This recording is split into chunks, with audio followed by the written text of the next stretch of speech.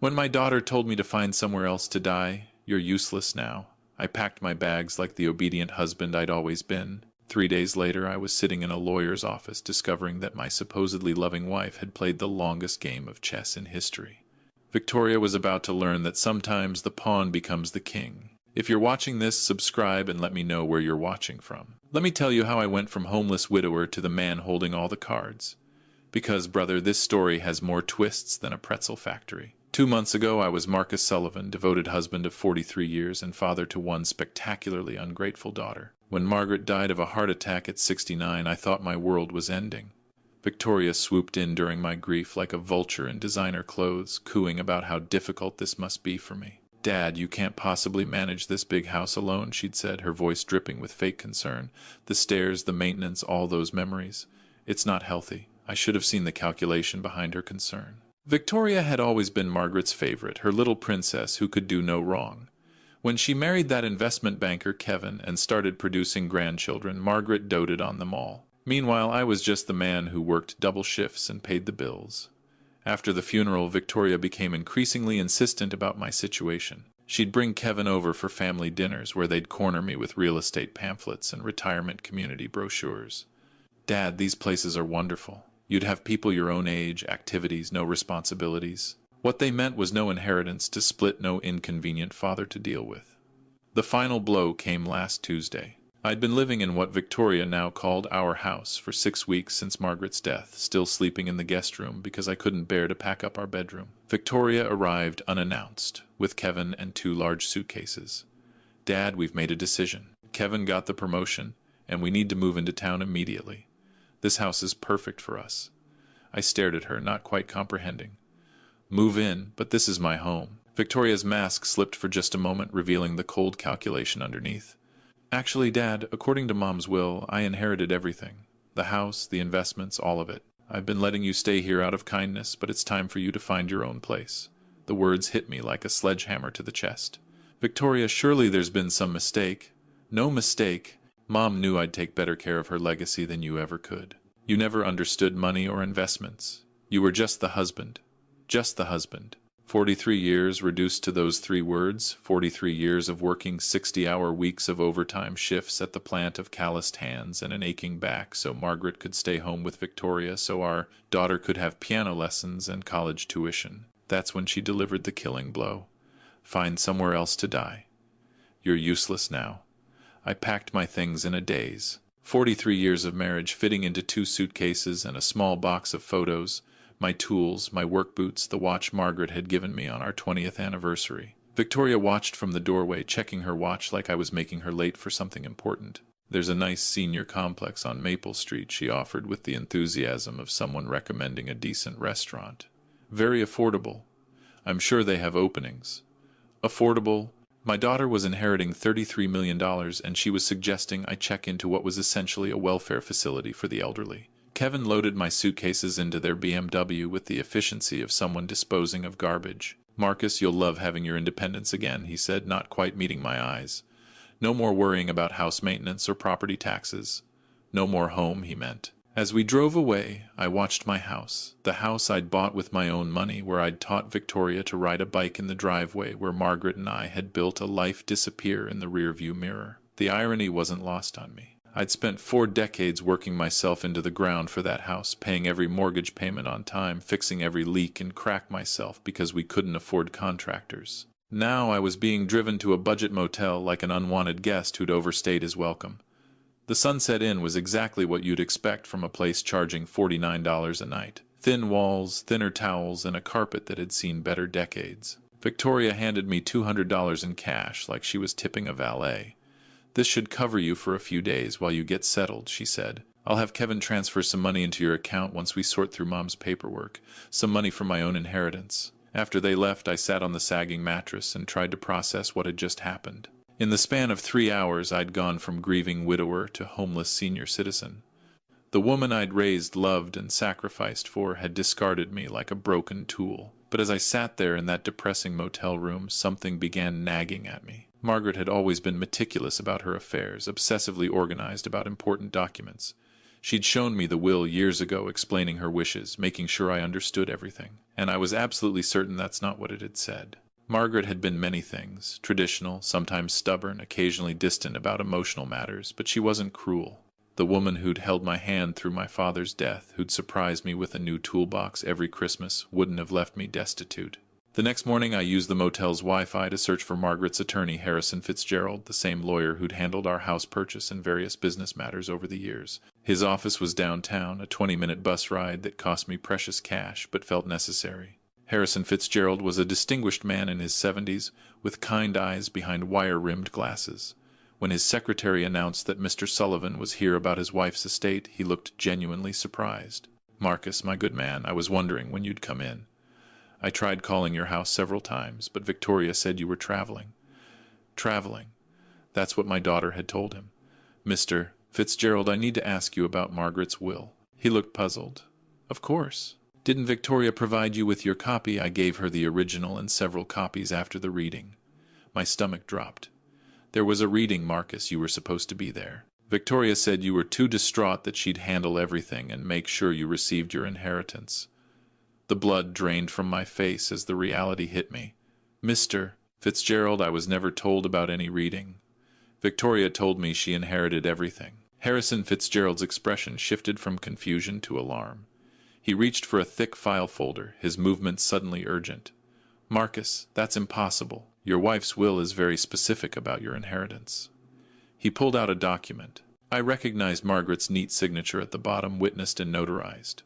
But as Harrison began reading, I realized Victoria had lied about everything. "I, Margaret Ann Sullivan, being of sound mind and body, do hereby bequeath to my beloved husband Marcus James Sullivan the following our primary residence at 847 Oakwood Drive, including all furnishings and personal effects. Additionally, I leave him 70% of all financial assets, investments, and accounts, totaling approximately $23 million.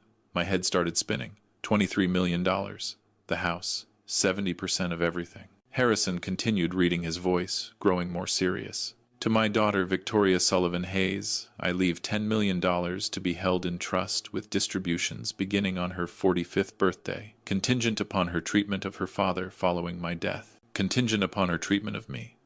Margaret had known. Somehow she'd known exactly what Victoria would try to do. "Mr. Fitzgerald," I whispered, my voice rough, "Victoria told me I inherited nothing. She moved into my house. She gave me $200 and suggested I find a senior facility." The elderly lawyer's face flushed with anger. "Marcus, what Victoria has done is called elder abuse and fraud. She's committed multiple felonies. But she had legal documents. She showed me papers, forged most likely, or documents from an earlier draft. Your wife updated her will 6 months before her death specifically because she was concerned about Victoria's attitude toward money and her sense of entitlement." The room was spinning. All those times Victoria had talked over me at family dinners, rolled her eyes when I tried to contribute to conversations about finances, dismissed my opinions like I was a child who didn't understand the real world. Margaret had been watching, evaluating, making decisions. "There's more, Marcus. The trust provision for Victoria specifically states that if she fails to treat you with respect and dignity following my death, the entire $10 million reverts to you instead." I stared at him in shock. "Are you saying—" "I'm saying your daughter just cost herself $10 million. Her inheritance is now yours as well. You're not inheriting $23 million, Marcus. You're inheriting $33 million plus the house and all personal property." The irony was so perfect it was almost funny. Victoria had been so eager to claim her inheritance that she'd triggered the exact clause designed to protect me from her greed. "What do I do now?" I asked, my jaw tight, hands clenched on the armrests. Harrison smiled, and for the first time since Margaret's death I saw genuine respect directed at me. Not pity, not condescension, but the kind of respect one man gives another who's just been handed the tools to fight back. "Now, my friend, we call the police about the fraud. And then we call Victoria and inform her that she's about to receive the shock of her life. Can she fight this? With what money she's about to discover that every account she thought she controlled actually belongs to you. Every investment, every bank account, every asset except your house is frozen pending investigation of her fraudulent activities." I thought about Victoria in my house, probably already planning renovations, shopping for new furniture with money she thought was hers. Kevin was probably calculating how the inheritance would affect his investment portfolio. They had no idea that in about 6 hours their entire world was going to implode. Harrison Fitzgerald's office became command central for what he cheerfully called Operation Justice. He contacted the police, the banks, and a private investigator, while I sat in his leather chair still processing the magnitude of Victoria's deception and Margaret's foresight. The forged documents are quite sophisticated, Detective Rodriguez explained as she reviewed the fake will Victoria had shown me. This wasn't a spur-of-the-moment crime. Someone planned this carefully. You think Victoria had help? I asked, my voice harder than I'd heard it in years. Almost certainly. Creating convincing legal forgeries requires specific knowledge and connections. We'll need to investigate whether Kevin or someone in his financial network was involved. Within 2 hours, every account had been frozen. Victoria's credit cards linked to what she thought were her new inheritance accounts were declined. The house utilities, which she'd already transferred to her name, were suspended pending ownership verification. My phone rang at exactly 10:47 p.m. Victoria's name flashed on the screen. Dad, where are you? There's some kind of mix-up with the bank accounts. They're saying Mom's assets are frozen. Hello, Victoria. I'm sitting in Harrison Fitzgerald's office. You remember him, Mom's attorney, the one who read the real will to an empty room while you told him I was traveling. Silence. Then, Dad, I don't know what you think you discovered, but I discovered that you're a liar and a thief, sweetheart. I also discovered that your mother was much smarter than either of us realized. You don't understand. I was protecting you from the complexity of managing all that money. You've never had to deal with investments. The audacity took my breath away. Or I understand perfectly.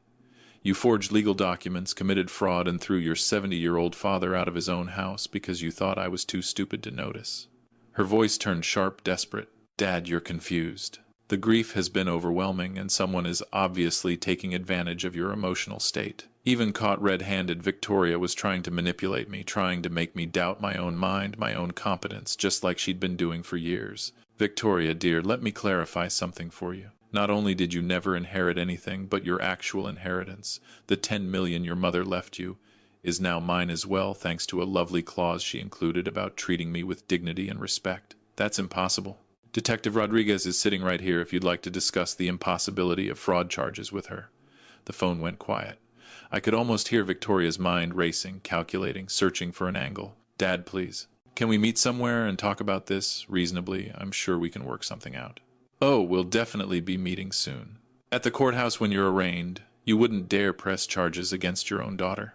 Something cold and final settled in my chest, the same feeling I'd had the day I walked off my last job site, knowing I'd given that company 30 years, and they were laying me off anyway. Watch me. I hung up and looked at Harrison, who was beaming with approval. How long before she's arrested? I asked. Detective Rodriguez has enough evidence for a warrant. They'll pick her up this evening. And Kevin, his financial records are being subpoenaed. If he participated in creating those documents, he'll face charges too. My phone buzzed with a text from Victoria. Dad, please don't do this. Think about the grandchildren. I showed the message to Detective Rodriguez, who smiled grimly. Emotional manipulation. Classic behavior pattern for this type of crime. I typed back, I am thinking about them. They deserve to see what happens when you steal from family. 20 minutes later, Kevin called. Marcus, surely we can resolve this privately. Victoria made some poor decisions, but involving the police seems excessive. Kevin, did you help her forge those documents? That's not Marcus. You have to understand the pressure Victoria was under. She was worried about your mental state, your ability to handle large sums of money. So, that was a yes. It wasn't malicious. She genuinely believed she was protecting you. By throwing me out of my house and telling me to find somewhere to die, Kevin was quiet. Kevin, here's what's going to happen. You're both going to be arrested.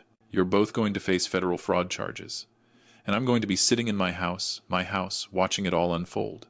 Marcus, please be reasonable. I was reasonable for 43 years, Kevin. It didn't work out well for me. The police arrested Victoria at 8:30 p.m. while she was having dinner at Leonard's, apparently celebrating her inheritance with Kevin and another couple. According to Detective Rodriguez, she screamed about false arrest and demanded to call her lawyer, who turned out to be Kevin's golf buddy and had no experience with criminal law. Kevin was arrested at his office the next morning. The forensic accountant had traced the forged documents to a printing company Kevin's firm used for creating fraudulent investment prospectuses. Apparently, my son-in-law had quite the criminal resume that Victoria either didn't know about or chose to ignore. I spent my first night back in my house sleeping in the master bedroom for the first time in 6 weeks. Victoria had already moved her belongings into the space, replacing Margaret's careful organization with her chaos of designer clothes and expensive cosmetics. I packed everything into garbage bags and left them on the front porch. Let her collect them when she makes bail. The house felt different now. Not because Margaret was gone, but because I was finally seeing it as mine, truly mine, earned through decades of work, protected by a wife who'd understood me better than I'd realized. For 43 years I'd maintained it as our home, working overtime to make mortgage payments, fixing every broken thing with my own hands because we couldn't afford contractors. I'd built the deck where we'd had Victoria's birthday parties. I'd replaced the roof after that bad storm in 1998. I'd painted every room, fixed every leaky faucet, installed every light fixture. This house was built on my sweat and calluses, and now it was legally, undeniably mine. Harrison called around noon with updates. Victoria's bail is set at $50,000. Since all her accounts are frozen, she'll have to find someone else to cover it. What about Kevin? $200,000? Apparently the judge wasn't impressed with his history of financial crimes. Who knew your son-in-law had been under investigation for securities fraud? I certainly hadn't known. But then again, I'd been excluded from most family financial discussions.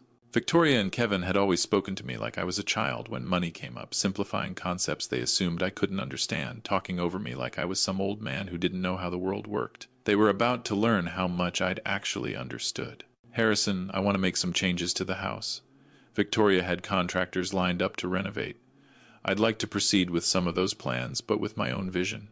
Excellent idea, Marcus. It's your home now. Do whatever makes you happy. What made me happy, I realized, was the idea of undoing every assumption Victoria had made. She'd planned to gut the garage and turn it into a wine cellar. I was going to turn it back into a proper workshop, the kind I'd always wanted but never had room for. My phone rang. Unknown number. Mr. Sullivan, this is Janet Cooper from Channel 7 News. We understand you're the victim of a significant elder fraud case involving your daughter.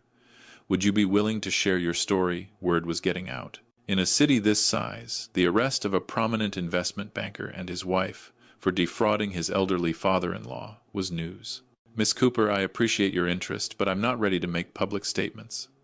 I understand this must be difficult, but your story could help other seniors recognize warning signs of family financial abuse. She had a point. How many other men my age were being manipulated by adult children who saw them as inconvenient obstacles to inheritance? How many had been made to feel useless, incompetent in the way? If I decided to tell my story, would I have control over how it's presented? Absolutely. We could arrange a sit-down interview where you'd have approval over the final edit. I thought about Victoria probably sitting in a jail cell right now, still believing this was all a misunderstanding she could charm her way out of. Miss Cooper, let me get back to you. I might have quite a story to tell. After hanging up, I poured myself a glass of the expensive whiskey Kevin had sent us for Christmas whiskey. I was apparently now drinking in my own house, purchased with my own money, while contemplating whether to publicly expose my 21 daughter's crimes on television. Life had certainly taken an interesting turn. The doorbell rang at 7 o'clock a.m. sharp. Through the window, I could see Victoria on my front porch wearing yesterday's clothes and looking like she'd aged 5 years overnight. She'd made bail somehow. I opened the door but didn't invite her in. Dad, please. We need to talk. We talked yesterday. You told me to find somewhere to die. I found somewhere to live instead. Victoria's eyes were red-rimmed, her usual perfect composure completely shattered. I made mistakes. Terrible mistakes. But I'm still your daughter. Are you? Because daughters don't typically forge legal documents to steal their father's inheritance. I wasn't stealing. I was. She stopped, clearly struggling to find words that didn't sound criminal. You were what, Victoria? I was trying to protect you from making poor financial decisions. You've never managed large amounts of money.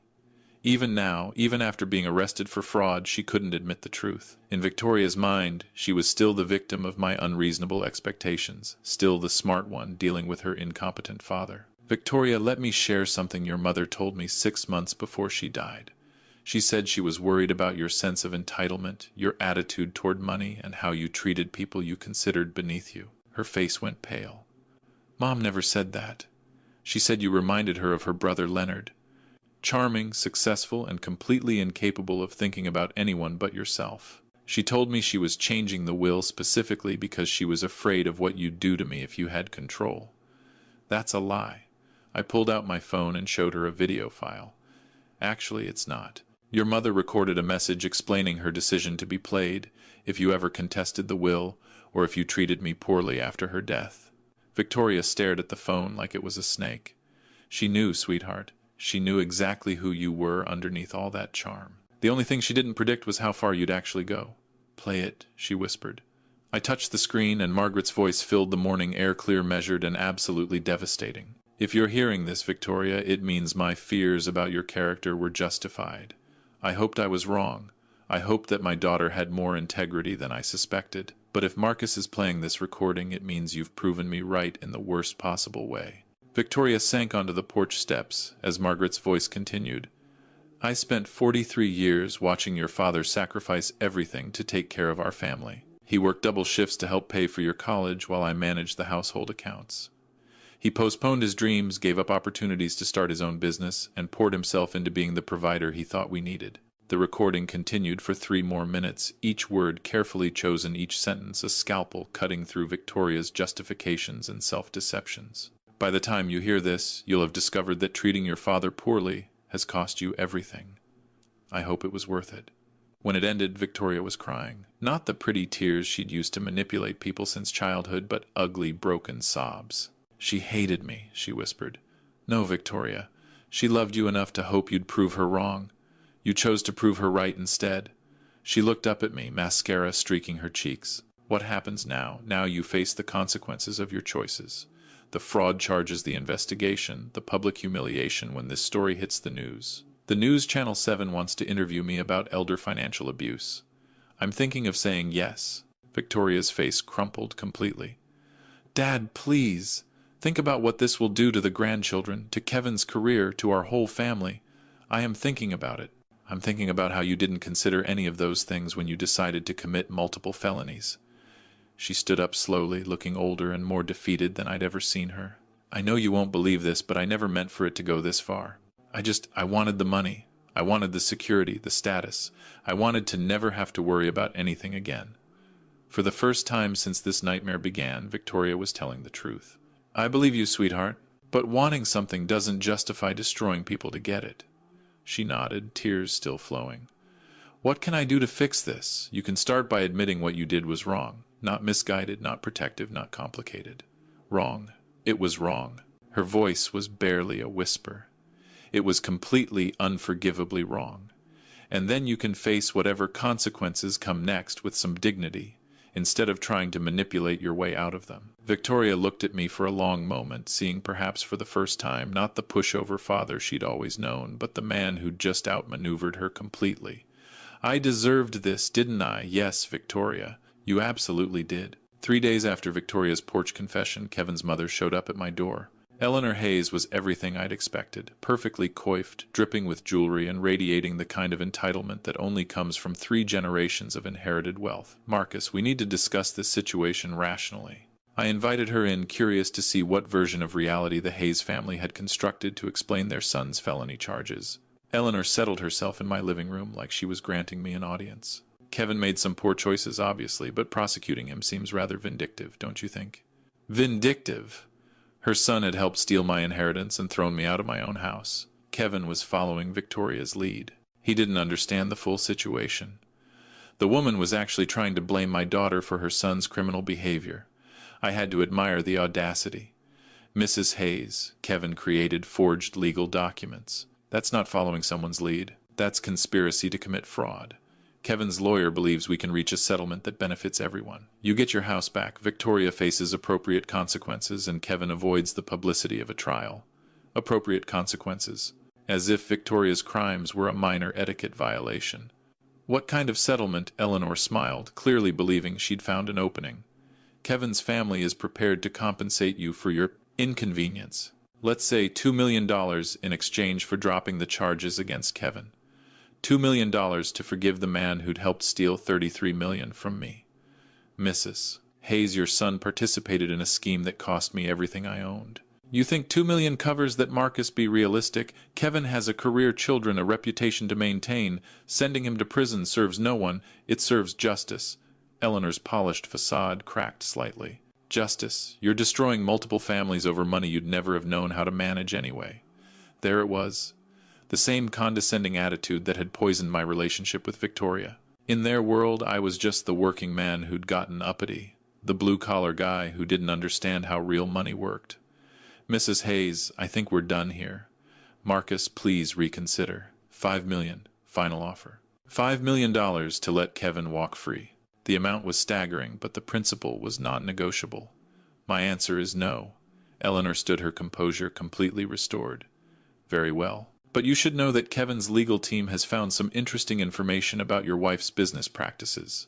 It would be unfortunate if that became public during the trial." The threat was clear, but I felt no fear, only curiosity. "What kind of information?" "The kind that might make you reconsider who the real criminal in this situation was."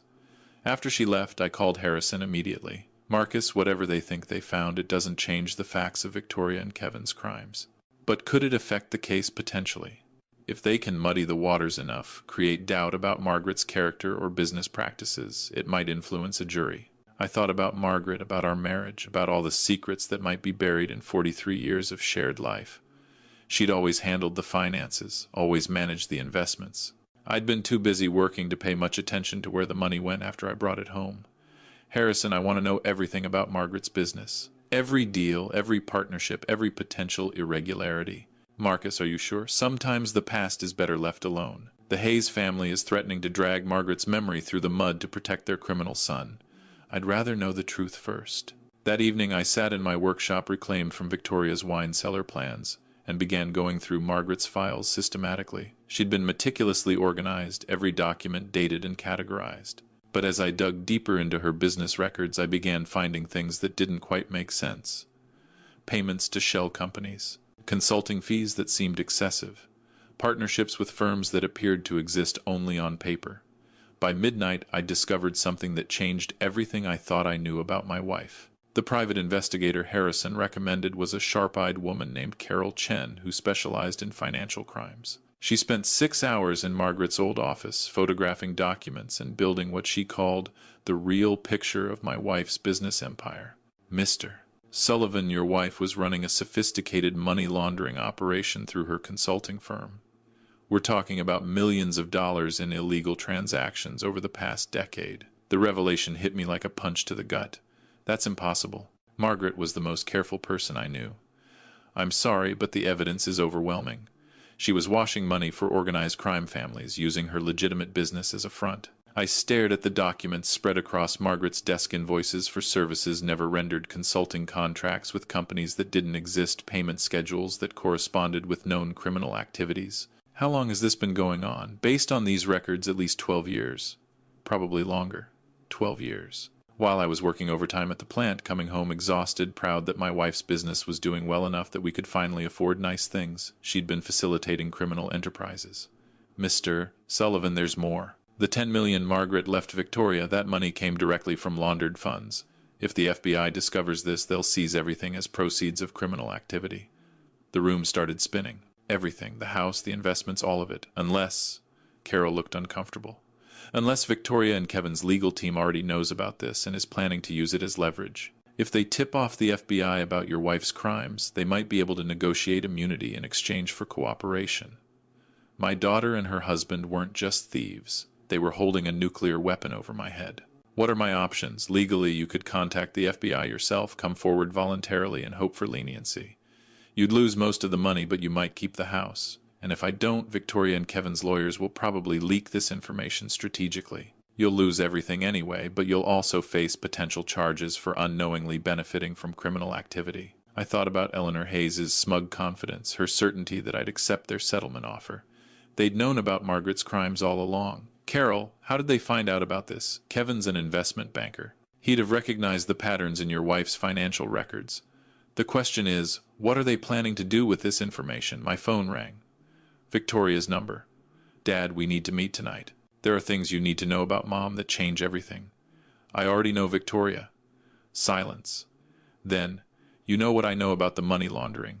I know about the criminal connections. I know that everything your mother left us is tainted." "Dad, listen to me carefully. Kevin's lawyers have been in contact with the FBI. They're willing to let us renegotiate our situation." "What kind of renegotiation?" "Kevin gets immunity in exchange for providing information about Mom's criminal network. You get to keep 5 million and the house. The rest goes to the government. And you, the fraud charges disappear. We all walk away from this mess. It was brilliant in a sociopathic way. Victoria had turned my moral victory into her strategic advantage. Victoria, you're asking me to help you profit from your crimes by exploiting your mother's crimes. I'm asking you to be practical. The alternative is losing everything and potentially facing charges yourself.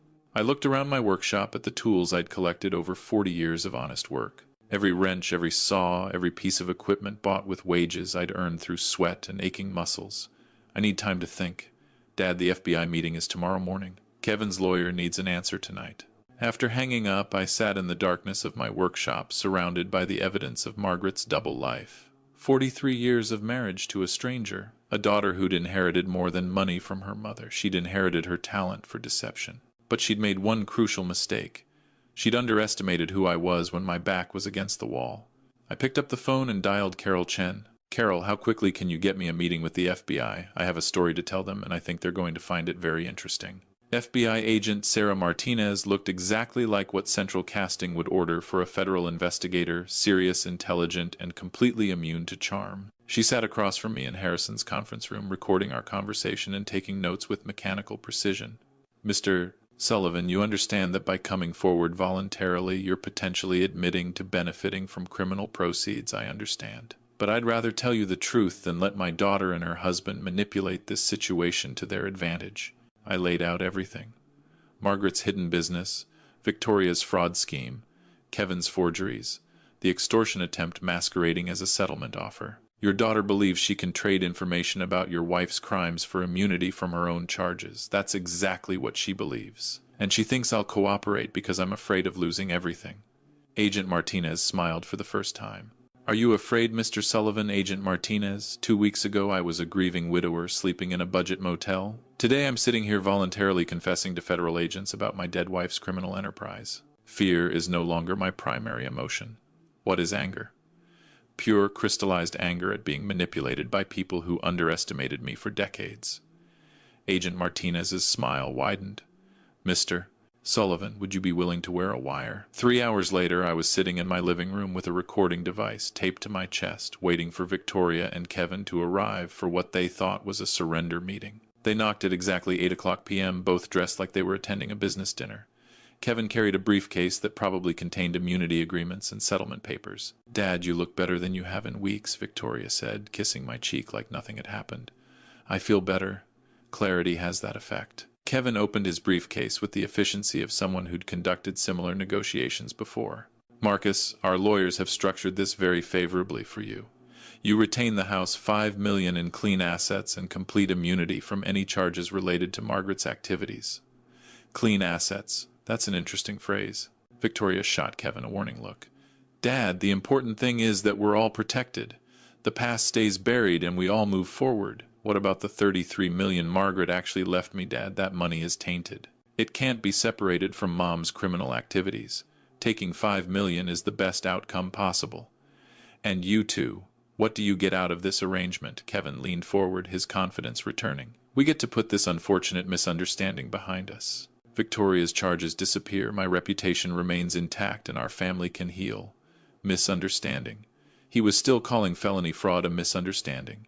Kevin, help me understand something. When exactly did you discover Margaret's criminal activities? What do you mean? I mean, did you know about the money laundering when you married Victoria? Or did you discover it recently when you were planning to steal my inheritance? Kevin and Victoria exchanged glances. Marcus, I don't think that's relevant to our current discussion. Actually, I think it's very relevant. Because if you knew about Margaret's crimes and said nothing, that makes you an accessory after the fact. And if you only discovered them while committing your own crimes, that makes you remarkably unlucky. Victoria's composure was starting to crack. Dad, what are you getting at? I'm getting at the fact that you two have been planning this for months, possibly years. The forged will, the money laundering discovery, even Kevin's connections to document forgers. None of this was spontaneous. That's ridiculous. Is it Agent Martinez finds it quite plausible? The color drained from both their faces. Agent Martinez, Kevin whispered. FBI. She's been very interested in my story about systematic elder abuse, fraud, and extortion, particularly the part where you tried to blackmail me with my dead wife's crimes. Kevin stood up abruptly, reaching for his briefcase. Marcus, this conversation is over. Actually, Kevin, I think it's just beginning. Agent Martinez and 2 other federal agents entered my living room, as Victoria and Kevin sat frozen in place. The briefcase Kevin had been reaching for was confiscated immediately, along with both their phones. Victoria Sullivan Hayes and Kevin Hayes, you're under arrest for conspiracy to commit wire fraud, elder abuse, and attempted extortion of a federal witness. Victoria turned to me with an expression of absolute betrayal. Dad, how could you do this to your own family, the same way you could forge legal documents and steal my inheritance, sweetheart? Except my way is legal. As the agents handcuffed them, Kevin tried one last desperate play. Marcus, you don't understand what you've done. There are people connected to Margaret's business who won't appreciate federal attention. You've put yourself in danger.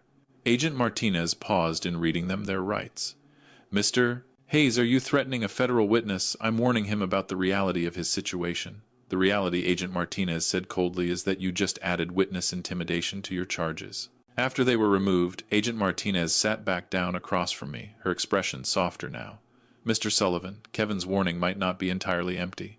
Your wife was connected to some dangerous people. How dangerous? The Torino crime family, primarily. They've been using legitimate businesses to launder money for decades. Your wife's consulting firm was one of their most successful operations. The name meant nothing to me, but the agent's expression told me everything I needed to know. Are you saying I'm in actual physical danger, potentially? But there's something else you should know about your wife's operation, something that changes everything. Agent Martinez pulled out a thick file folder, the kind that suggested months of investigation. Mr. Sullivan, your wife wasn't just laundering money for the Torino family. She was an FBI informant. The world tilted sideways. Deep cover. Long-term investigation. The operation was so sensitive that even local FBI offices weren't informed. Your wife was helping us build cases against multiple crime families. But the money was real. The FBI allowed her to keep a percentage of the laundered funds as payment for her cooperation and to maintain her cover. Everything she left you was earned through legitimate federal cooperation. I stared at her, trying to process this revelation. Margaret, my careful, organized Margaret, had been living a double life, not as a criminal but as a federal informant. So the $33 million is legally mine. Your wife died before the investigation concluded, but her cooperation over 12 years directly led to 47 arrests and the seizure of over $200 million in criminal assets. Why didn't anyone tell me? Because the investigation was ongoing and because we weren't certain about your involvement or knowledge. Your daughter and son-in-law's fraud scheme actually helped us confirm your innocence. Victoria and Kevin didn't know any of this. They suspected criminal activity, but they had no idea about the federal cooperation. They were planning to blackmail you with information that would have actually exonerated your wife. The irony was so perfect it was almost poetic. Victoria had tried to steal my inheritance twice, once through fraud, once through blackmail based on incomplete information. Agent Martinez, what happens now? Now you get your money back. Your daughter and son-in-law face federal charges. And you get to decide what kind of life you want to build with your legitimate inheritance. And the danger Kevin mentioned, the Torino family will be too busy dealing with their own legal problems to worry about you. We're executing search warrants across 3 states tomorrow morning. I looked around my living room, the room where I just watched my daughter get arrested, where my dead wife's secrets had finally been revealed. Agent Martinez, can I ask you something, of course? In your professional opinion, am I a terrible person for feeling satisfaction about Victoria's arrest? Agent Martinez smiled. Mr. Sullivan, in my professional opinion, you're a man who refused to be victimized. That's not terrible. That's admirable. 6 months later, I stood in the kitchen of my renovated house making coffee in a machine I'd actually chosen myself. The morning sun streamed through new windows that opened properly, illuminating countertops I'd selected. Not expensive designer stuff, but solid practical surfaces that reminded me of the workbenches I'd used for 40 years. Good morning, Marcus, Doctor. Sarah Chen, Carol's sister, and my new financial advisor appeared in the doorway, carrying a thick folder of investment reports. Morning, Sarah. Ready for our quarterly review? The past 6 months had been a whirlwind of legal proceedings, media interviews, and personal transformation. Victoria and Kevin were each serving 18-month federal sentences. The news coverage of their crimes had made me something of a symbol in elder advocacy circles, proof that old men weren't as helpless as people assumed. Your portfolio is performing excellently, Sarah said, settling at my new kitchen table, a solid oak piece I'd built myself in my workshop. The charitable foundation is fully operational, and the scholarship fund has already selected its first recipients. The Marcus Sullivan Foundation for Elder Protection had become my primary focus. Using $15 million of my inheritance, we were funding legal aid for seniors facing family financial abuse and supporting legislative changes to strengthen elder protection laws. Any word on the documentary? Netflix confirmed the production deal. They want to start filming next month. My story had captured media attention far beyond the initial news coverage. The Father's Justice, an American crime story, was being developed as a limited series, with proceeds going to elder advocacy organizations. And Victoria Sarah's expression grew careful. She's written again. Her lawyer says she wants to apologize and ask for forgiveness. Victoria had written me 17 letters from federal prison. I'd read the first few, which ranged from self-justifying to desperate, before deciding to stop opening them. Some relationships once broken can't be repaired with words. Sarah has my stance on that changed, not according to our previous conversations. But people do evolve, Marcus. Even people who've made terrible choices. I thought about the man I'd been 6 months ago, grieving, dependent, willing to accept whatever scraps of dignity my family offered me. That man might have felt obligated to forgive Victoria, to rebuild a relationship based on guilt and tradition. But that man was gone. Sarah scheduled a meeting with Victoria's lawyer, not to reconcile, but to make something clear. What kind of thing? I want Victoria to understand that her actions had consequences beyond legal punishment. I want her to know that she destroyed our relationship permanently, and that her children will grow up knowing why their mother went to prison. That seems harsh. Good. It's supposed to be harsh. Victoria made adult choices that hurt people she was supposed to love. She doesn't get to escape the emotional consequences just because she's written some prison letters. Sarah made notes in her leather portfolio, and the grandchildren, Victoria's requested supervised visits with them. My relationship with Victoria's children will be based on their choices when they're adults, not their mother's rehabilitation efforts. The doorbell rang. Through the window, I could see a delivery truck with a large package. Must be the new tools for the workshop, I told Sarah. The workshop had been my favorite renovation project. What Victoria had planned as a wine cellar was now a fully equipped woodworking space where I was rediscovering skills I'd set aside decades ago. I was building furniture again, real solid pieces made with my own hands. Marcus, can I ask you something personal? Of course. Do you ever regret how this all played out? The prison sentences, the media attention, the permanent family estrangement. I considered the question while signing for my delivery. 6 months ago I'd been invisible. A widower with no money, no home, and no prospects. Today I was a millionaire philanthropist with a foundation, a documentary deal, and a purpose that extended far beyond my own survival. Sarah, my daughter, tried to steal everything I owned and leave me homeless. My son-in-law created forged documents and threatened me with blackmail. They showed me exactly who they were when they thought I was powerless to stop them. But they're still family. No, they're still DNA. Family are the people who protect you when you're vulnerable, not the people who exploit your vulnerability for profit. Sarah closed her portfolio, satisfied with my response. Besides, I added, look what I became when I stopped allowing them to define my worth. After Sarah left, I walked through my house, really my house now decorated according to my taste, organized around my priorities. In the workshop, I ran my hand over the workbench I'd built, feeling the solid wood grain under my calloused fingers. On the wall hung a photograph, me and Margaret on our wedding day, both of us so young, so full of hope. I'd learned the truth about her double life, about the secrets she'd kept. It didn't change how I felt about her. She'd done what she thought was right in her own complicated way. And she'd protected me in the end. With that will protected me from our daughter's greed, even though it meant acknowledging that greed existed. Outside, the sun was setting behind trees I'd planted in soil that belonged to me on property I'd defended through intelligence and determination rather than inherited through marriage or luck. Tomorrow I'd continue building the life I'd chosen rather than the life others had planned for me. And if Victoria wanted to rebuild a relationship with this man, she'd better bring a lot more than prison letters and hollow apologies. She'd better bring a complete transformation, one that matched my own.